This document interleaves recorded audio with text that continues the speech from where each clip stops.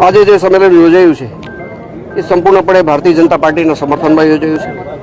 રાજ્ય લેવલની પરિસ્થિતિ જે કાંઈ હોય, જો કે આંદોલનની વાત કરું તો આંદોલન તો એક કોંગ્રેસ પ્રેરિત આંદોલન છે, પણ મારા વિસ્તારને જ્યાં સુધી લાગે વળગે છે ત્યાં સુધી આ આંદોલનની કોઈ અસર ગોંડલ વિધાનસભા વિસ્તાર ઉપર છે નહીં।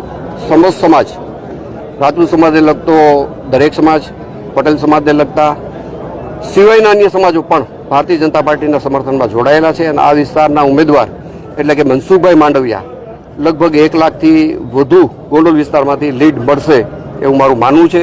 આ વિસ્તારમાં આંદોલનની કોઈ અસર નથી। ચાલી રહેલા આંદોલન વિશે આપ શું કહેવું? ચાલી રહેલું જે આંદોલન છે મારી દ્રષ્ટિએ તો કોંગ્રેસ પ્રેરિત આંદોલન છે। આંદોલનમાં જે સ્ટેજ ઉપરના વક્તા જે લોકો બોલે છે એ બધાને હું લગભગ ઓળખું છું।